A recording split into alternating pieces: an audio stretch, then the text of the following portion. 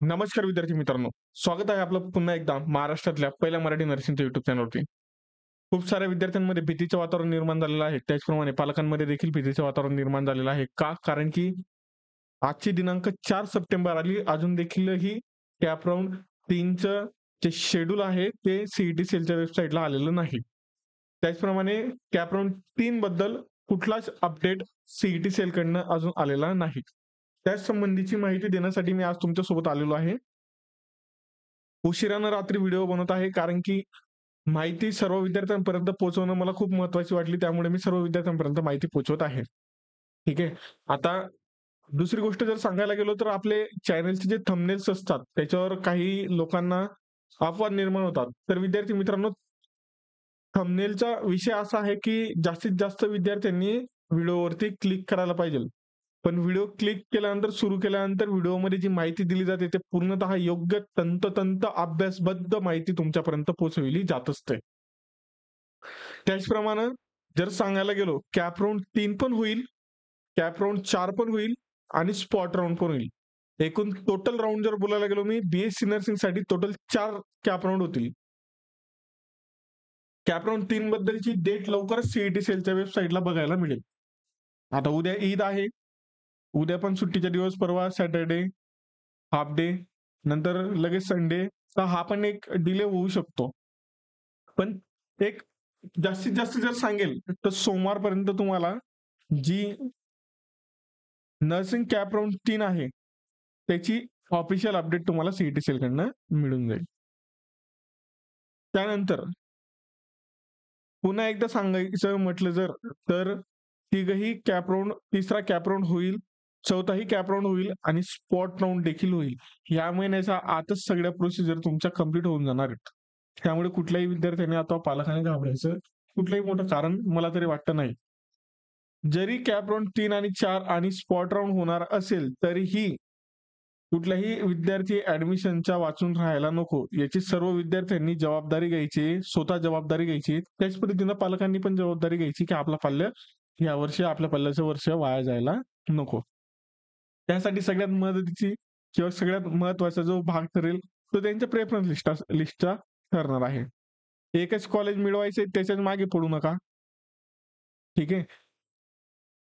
जर एखादं कॉलेज असेल, समजा ओबीसी कॅटेगरीचा मुलगा आहे, तर त्याला ते कॉलेज आवडलं असेल, त्याला त्या ठिकाणी ऍडमिशन घ्यायचं, त्याला 75% मार्क्स आहेत. पण सेम कॅटेगरीचा पोरगा, त्याला 80% मार्क्स आहेत आणि त्यांनी पण तेच कॉलेजला प्रेफरन्स एक दिलेला आहे.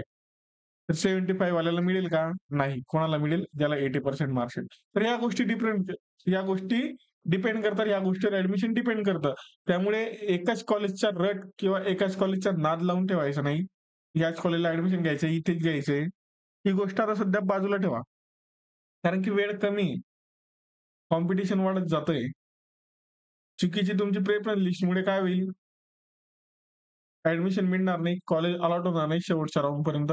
मग नाईलाजानं तुम्हाला इन्स्टिट्यूशनल राउंडला जिथे जागा वॅकंट असेल तिथे ऍडमिशन घ्यावं लागेल. तुम्हाला स्कॉलरशिप भेटणार नाही. तुम्हाला पूर्ण कॉलेजची फी भरावी लागेल. अजून ज्या विद्यार्थ्यांनी नर्सिंगच्या सोबत दुसऱ्या कुठल्या कोर्सेसला ऍडमिशन घ्यायचा प्रयत्न केला आहे, त्यांना जर कॉलेज अलॉट झालं नसेल, तर त्यांनी पण आता लवकरात लवकर त्या गोष्टीकडे लक्ष द्यायला पाहिजे.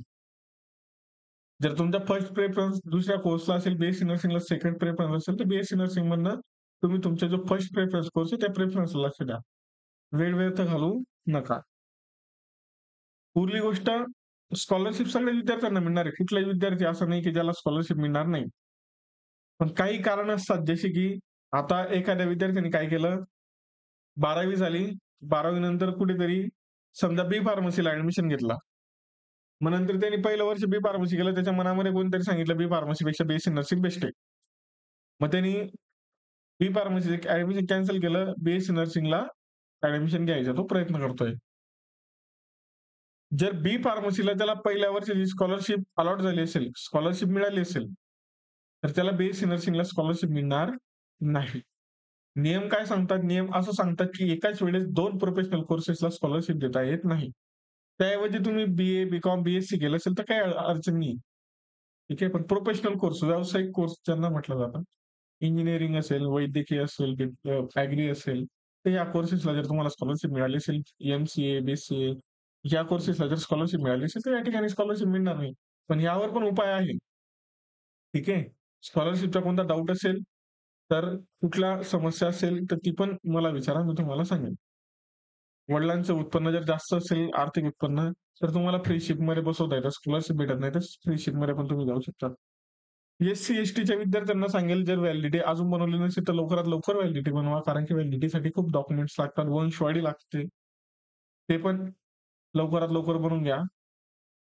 अजून पण बनलेलं नसेल तर, कारण की कॉलेजला गेले, जरी तुम्हाला ओपन कोट्यामधनं कॉलेज अलॉट झालं, जरी तुम्हाला ओपन कोट्यामधनं कॉलेज अलॉट झालं आणि तुम्ही कॅटेगरीमधनं असाल, तर तरी तुम्ही स्कॉलरशिपचा फॉर्म फिल करू शकता. ठीक आहे. तर तरी तुम्हाला स्कॉलरशिप भेटेल. म्हणजे याचा अर्थ असा नाही की तुम्ही जो कॅप राउंड आहे, त्या कॅप राउंडमध्ये ओपनमधनं ॲडमिशन घ्या किंवा कॅप राउंडला ओपनमधनं कॅप राउंड खेळा, असं मधला भाग नाही. असं सजेशन मी कोणत्याही विद्यार्थ्याला देणार नाही. जी कॅटेगरी आहे त्याच कॅटेगरीच्या हिशोबानं तुम्हाला कॅप राउंड प्रेफरन्स तुमच्या कॅपला द्यायचा आहे. अजून जर सांगायला गेलो, महत्त्वाचा विषय, व्हॅलिडिटीसाठी ओबीसी आणि काही अजून कॅटेगरी आहेत, त्यांना 6 महिन्याची मुदतवाढ देण्यात आलेली आहे. तर त्या संबंधीचा पण डिटेल व्हिडिओ मी सगळ्यात आधी जसाही तो सर्क्युलर आला गव्हर्नमेंटचा, तसं ज्याच सेकंदाला ते सर्क्युलर माझ्या हातात आलं, त्याच सेकंदाला मी व्हिडिओ बनवून तुमच्यापर्यंत पोहोचवला. तर तो व्हिडिओ पण बघा. डिटेलमध्ये तुम्हाला एक-एक शब्द समजावून सांगितला आहे, कोणाकोणाला रिझर्व्हेशन मिळालेलं आहे. आणि जर सांगायला गेलो, ज्यांचं ॲडमिशन झालं असेल, त्यांनी आता अभ्यासाला सुरुवात करून द्यायला काही अडचण अडचण नाही. जरी ॲडमिशन प्रोसिजर लेट झाली, जरी ॲडमिशन प्रोसेस लेट झाली, तरी तुमचा पेपर वेळेवरच होईल. ॲडमिशन प्रोसेस लेट झाली, तर पेपर लेट होतो का? असं नसतं. त्यामुळे आतापासून अभ्यासाला सुरुवात करून द्या. कारण की वाटतं तेवढं सोपं पण नर्सिंग नाही. भरपूर अवघड आहे. ज्या ठिकाणाहून एम-बी-बी-एस डॉक्टर त्याची एम-बी-बी-एसची डिग्री पूर्ण करतो, त्याच ठिकाणाहून बी-एस-सी नर्सिंगचे विद्यार्थी महाराष्ट्रामध्ये बी-एस-सी नर्सिंगची डिग्री पूर्ण करतात. दोघींची युनिव्हर्सिटी एकच आहे. एम-बी-बी-एसची पण महाराष्ट्र आरोग्य विज्ञान विद्यापीठ नाशिक आहे आणि बी-एस-सी नर्सिंगवाल्याची पण महाराष्ट्र आरोग्य विज्ञान विद्यापीठ नाशिक आहे. तर आतापासून अभ्यासाला सुरुवात करून द्या. आपल्या चॅनलवरती मी फ्रीमध्ये लेक्चर देत आहे. फ्रीमध्ये लेक्चर अवेलेबल करतोय. अजूनपर्यंत मी कुठलेच पेड काही चालू केलेलं नाहीये. जर तुम्हाला वाटलंच काहीतरी मदत करायची आहे, काहीतरी विकत घ्यायचंय, तर चॅनलला जॉइनचं मेंबरशिप आहे, ते तुम्ही जॉइन करू शकता. फक्त ₹60 भरायचे त्याच्यात. ठीक आहे. फक्त ₹60 भरा. ते बरोबर ऑटोमॅटिकली त्याच्यामधनं ₹20 कट होतात आणि ₹40 हे मला मिळतात. त्या पैशांनी मी चांगला एक सेटअप उभारेल आणि ऑनलाईन जर शिकवायचं म्हटलं, लाईव्ह क्लासेस, तर लाईव्ह क्लासेसला राजांनो आणि पालकांना पण सांगतो, सेटअप लागतो, खूप मोठा सेटअप लागतो आणि आपलं आता बेसिक चॅनल आहे. आत्ता जस्ट सुरू झालेलं आहे. त्याच्यामुळे आता जेवढा खर्च करून ते लाईव्ह सेटअप उभारणं माझ्याकडनं शक्य नाही.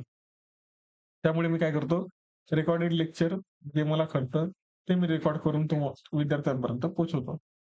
तेच शिकवतो जे त्यांना पेपरामध्ये येणार आहे. त्याच्यामुळे जरी तुमचं ॲडमिशन झालं नसेल, बाकी असेल, तुम्ही अभ्यास करायला अडचण नाहीये. अजून जर तुमच्या इतर कुठल्या समस्या असतील, तर समस्या कळवा. ठीक आहे. चॅनलचे थंबनेल आणि टायटल याच्यावरनं कोणीही माझ्या चॅनलला कृपया करून जज करू नका. कारण की मी रीच वाढवण्यासाठी, विद्यार्थ्यांपर्यंत पोहोचण्यासाठी मला ते नाईलाजास्तव करावं लागतं. जर नाही करणार आहे, तर व्हिडिओवरती 1 किंवा 2 विद्यार्थी सुद्धा पोहोचणार नाही व्हिडिओमध्ये. आणि त्यानंतर सगळ्यांना विनंती करून सांगतो, पुन्हा-पुन्हा विनंती करतो, प्रत्येक व्हिडिओमध्ये विनंती करतो, कृपया करून जो WhatsAppचा ग्रुप दिलेला आहे, तो ग्रुप सगळ्यांनी जॉइन करा. कारण की येणारा अपडेट जो आहे, तो प्रत्येक वेळेस व्हिडिओच्या मार्फत देईल असंच नाही. तर ते WhatsAppचा ग्रुप जॉइन करा. त्याच्यामध्ये पण तुम्हाला अपडेट मी तुमच्यापर्यंत पोहोचवेल. आणि जर अजून पण तुम्ही चॅनलला सबस्क्राईब केलं नसेल, तर बाबांनो मी विनंती करतो, कळकळीची विनंती करतो. कृपया चॅनलला सबस्क्राईब करून ठेवा, जेणेकरून जे काही अपडेट्स येतील ते लवकरात लवकर मी तुमच्यापर्यंत पोहोचवू शकेल. ठीक आहे. सबस्क्राईब जर केलेलं नसलं, तर काही अपडेट आला, तो आज आला तर तुमच्यापर्यंत 2 दिवसानंतर पोहोचतो. जर समजा 4 तारखेला अपडेट आला, तर तो 6 तारखेला पोहोचतो. कशामुळे? तर तुम्ही चॅनलला सबस्क्राईब केलेलं नसतं. आणि तुम्ही त्या टायमाला इन्फॉर्मेशन बघतात, एखादी गोष्ट बघतात, एखादी अपडेट बघतात, ज्या टायमाला त्याचा टाईम ड्युरेशन संपलेलं राहतं, टाईमलाईन संपलेली राहते. त्यामुळे मी विनंती करून सांगतो, कृपया करून लवकरात लवकर चॅनलला सबस्क्राईब करून ठेवा. अजून काही इतर तुमच्या समस्या असतील, पालकांच्या समस्या असतील, तर तुम्ही माझ्याशी संपर्क साधू शकता. कॉन्टॅक्ट करा. वेळ मिळाला तर मी नक्कीच तुमची समस्या सोडवेल. ओके.